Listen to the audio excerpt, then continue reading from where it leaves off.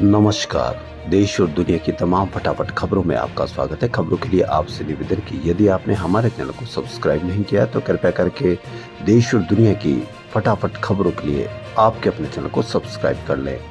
और आप सब्सक्राइब करते हैं तो हमें हिम्मत होती है सही और सच्ची खबरें आप तक पहुंचाने की। वरना मीडिया में किस तरह की खबरें आपको दिखाई जा रही है ये आप भली भांति जानते हैं।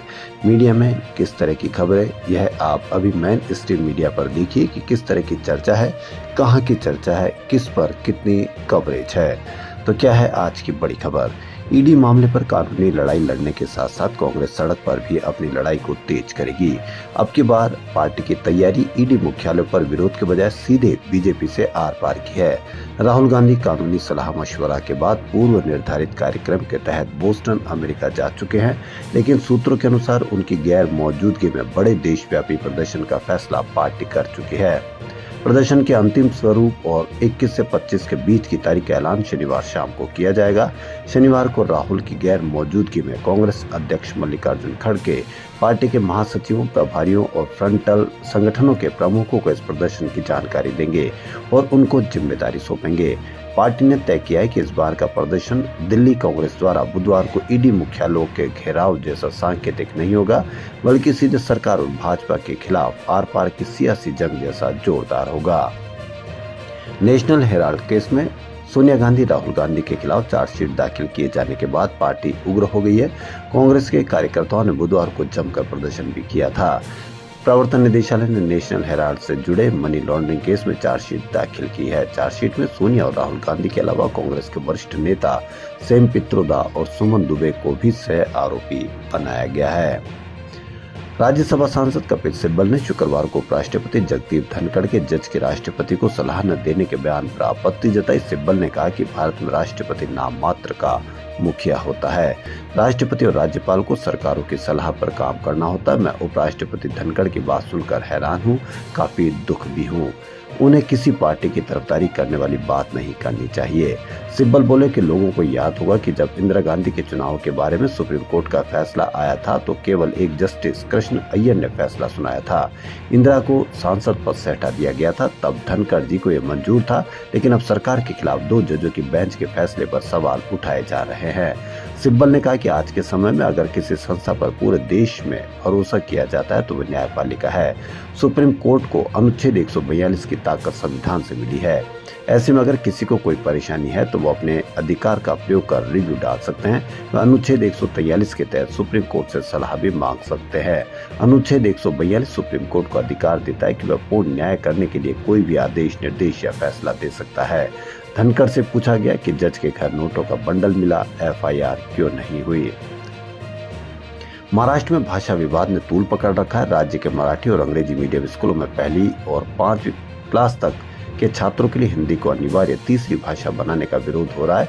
इस पर शिवसेना नेता आदित्य ठाकरे ने भी प्रतिक्रिया दी है। उन्होंने कहा कि जिन 2 लोगों की मीटिंग हुई उसमें यह तय हुआ कि कोई भी हिंदी का विषय बिहार में चलाए तो कोई मराठी का बीएमसी चुनाव में। हम न किसी का समर्थन करते न ही विरोध। बीएमसी के स्कूलों में हिंदी में सीखते और मराठी में भी। यह भी जरूरी है कि राज्य की भाषा के साथ इंग्लिश भी होनी चाहिए। सिंगापुर में भी इंग्लिश को प्राथमिकता दी गई है। आदित्य ठाकरे ने कहा कि आप हमारी शिक्षा व्यवस्था पर ध्यान दीजिए। 1ली क्लास में क्या वो बच्चा इतना लोड ले पाएगा, क्या पढ़ पाएगा, बच्चों पर ज्यादा लोड ना हो, इसका भी ध्यान रखे। पहले शिक्षक भर्ती का मुद्दा सुधारे। स्कूलों में मिड डे मील, लाइट, पंखे नहीं है, इन सब पर भी ध्यान दे। मराठी पहले से है और आखिरी तक रहे। उसके बाद इंग्लिश और टेक्नोलॉजी पर ध्यान दे, बच्चों का भविष्य अच्छा हो। शिक्षा के मुद्दे के साथ ही उन्होंने पानी की समस्या पर सरकार को घेरा। आदित्य ठाकरे ने कहा कि मुंबई में पानी की बहुत दिक्कत है। पानी की समस्या पर कोई जवाब नहीं दे रहा, ना सरकार कुछ कह रही है और ना संबंधित मंत्री। दिल्ली के पूर्व मुख्यमंत्री और आम आदमी पार्टी के संयोजक अरविंद केजरीवाल की बेटी हर्षिता की गुरुवार रात को दिल्ली के शांग्री-ला होटल में सगाई हुई। मंच पर केजरीवाल ने अपनी पत्नी सुनीता के साथ डांस किया। सगाई के प्रोग्राम की कुछ वीडियो सामने आए जिसमें केजरीवाल पुष्पा 2 मूवी के अंगारों का अंबर सा लगता है मेरा सामी गाने पर पत्नी सुनीता के साथ सेम डांस स्टेप करते दिखे। वहीं पंजाब के मुख्यमंत्री भगवंत सिंह मान ने पत्नी गुरप्रीत कौर के साथ नची जो साढ़े नाल गाने पर भांगड़ा किया। मीडिया रिपोर्ट्स के अनुसार केजरीवाल की बेटी हर्षिता की सगाई संभव जैन के साथ हुई है। संभव जैन कौन है अभी इसका खुलासा नहीं हुआ। सगाई के प्रोग्राम में परिवार और आम आदमी पार्टी के चुनिंदा नेता ही शामिल थे।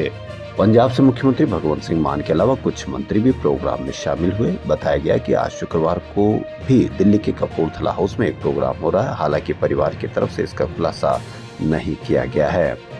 आंध्र प्रदेश ने गुरुवार को अनुसूचित जातियों यानी एससी आरक्षण के भीतर आरक्षण देने के लिए अध्यादेश जारी किया। राज्य में कुल 59 एससी जातियों को 15% आरक्षण मिलता है। पिछले साल सुप्रीम कोर्ट ने राज्यों को एससी और अनुसूचित जनजातियों यानी एसटी कोटे में कोटा देने की अनुमति दी थी। आंध्र प्रदेश के अध्यादेश में सरकारी नौकरी और शैक्षणिक संस्थानों में आरक्षण के लिए एससी जातियों को 3 ग्रुप में बांटा गया है। इसमें चंदाला, पाकी, रेली, टोम जैसी 12 जातियों को 1% आरक्षण के साथ ग्रुप 1 चमार, मादिका, सिंधोला, मातंगी जैसी जातियों को 6.5% आरक्षण के साथ दिया है। आंध्र प्रदेश सरकार ने पिछले साल दिसंबर में रिटायर्ड आईएएस राजीव रंजन मिश्रा को एससी कोटे में कोटा देने के लिए एक सदस्यीय आयोग के रूप में नियुक्त किया था। बॉलीवुड अभिनेता सनी देओल और रणदीप हुड्डा की हालिया रिलीज फिल्म जाट विवाद में फंस गई। फिल्म में दिखाए गए एक दृश्य को लेकर ईसाई समुदाय में भारी रोष देखा जा रहा है। समुदाय ने फिल्म पर प्रतिबंध लगाने की मांग की है और जालंधर के थाना सदर में सनी देओल, रणदीप हुड्डा, विनीत कुमार सिंह, निर्देशक गोपीचंद मालिनीनी और निर्माता नवीन मालिनीनी के खिलाफ भारतीय दंड संहिता की धारा 299 यानी धार्मिक भावनाओं को ठेस पहुंचाने के तहत एफआईआर दर्ज की गई है। शिकायतकर्ता जालंधर के फोलड़ीवाल गांव निवासी विकल्प गोल्डी ने आरोप लगाया कि 10 अप्रैल को सिनेमाघरों में रिलीज हुई फिल्म जाट में एक दृश्य में रणदीप हुड्डा को चर्च के अंदर पवित्र पल्पिट के पास खड़े दिखाया गया, जहां जीसस क्राइस्ट की क्रॉस वाली तस्वीर। इस दृश्य में चर्च के भीतर गुंडागर्दी और धमकाने जैसे आपत्तिजनक दृश्य फिल्माए गए हैं, जिससे समुदाय ने अपनी धार्मिक भावनाओं पर हमला बताया। शिकायत में यह भी कहा गया है कि फिल्म में प्रभु यीशु मसीह के सलीब से जुड़े दृश्य की नकल कर ईसाई समुदाय का अपमान किया गया है। जाट फिल्म से शुक्रवार को चर्च का विवादित सीन हटा दिया गया। मीडिया रिपोर्ट्स के अनुसार पंजाब के जालंधर में एफआईआर के बाद ये फैसला लिया गया है। एक दिन पहले ईसाई समुदाय के अल्टीमेटम के बाद बॉलीवुड एक्टर सनी देओल और रणदीप हुड्डा समेत 5 लोगों पर एफआईआर दर्ज की गई थी। ईसाई समुदाय का आरोप था कि जाट फिल्म में चर्च वाले सीन से धार्मिक भावनाओं को ठेस लगती है। तमिलनाडु के मुख्यमंत्री और डीएमके के चीफ एमके स्टालिन ने एक बार फिर केंद्र सरकार पर कटाक्ष करते हुए कहा कि उनका राज्य कभी भी दिल्ली में बैठी सरकार के सामने नतमस्तक नहीं होगा। इसके साथ ही डीएमके चीफ ने कहा कि तमिलनाडु हमेशा दिल्ली के कंट्रोल के बाहर रहता है। केंद्रीय मंत्री अमित शाह पर शुक्रवार को निशाना साधते हुए स्टालिन ने कहा कि अमित शाह कहते हैं कि 2026 में वह सरकार बनाएंगे। मैं उन्हें चुनौती देता हूं और कहता हूं कि तमिलनाडु कभी भी दिल्ली सल्तनत के आगे नहीं झुकेगा। हमारे पास इतनी ताकत है, आप दूसरे राज्यों में पार्टियों को तोड़कर और छापे मारकर सरकार बनाकर जो करते हैं वह तमिलनाडु में नहीं चलेगा। यह फॉर्मूला यहाँ काम नहीं करेगा। तमिलनाडु हमेशा दिल्ली के कंट्रोल से बाहर रहता है। श्रीमद् भागवत गीता और भरत मुनि के नाट्य शास्त्र को यूनेस्को ने अपनी memory of the world register में शामिल किया है। इसके साथ ही अब हमारे देश के 14 अभिलेख यूनेस्को के रजिस्टर में शामिल हो गए हैं।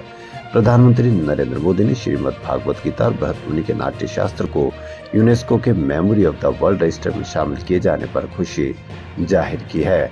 उन्होंने इसे प्रत्येक भारतीय के लिए गर्व का क्षण बताया है। 1992 में शुरू हुआ ये memory of the world register UNESCO का memory world of the register एक अंतर्राष्ट्रीय पहल है जिसे यूनेस्को ने 1992 में शुरू किया था। इसका उद्देश्य विश्व के महत्वपूर्ण दस्तावेजी विरासत को पहचान देना, उन्हें संरक्षित करना और लोगों की पहुंच में लाना है। यह एक अंतर्राष्ट्रीय रजिस्टर है जिसमें विश्व भर के ऐतिहासिक दस्तावेज, पांडुलिपियां, दुर्लभ पुस्तकें, चित्र, फिल्में, ऑडियो रिकॉर्डिंग आदि को शामिल किया जाता है, जिनका ऐतिहासिक, सांस्कृतिक या सामाजिक महत्व होता है। तो खबरों के लिए इतना ही। यदि आपको हमारा चैनल पसंद आए तो लाइक, सब्सक्राइब और शेयर अवश्य करें। धन्यवाद।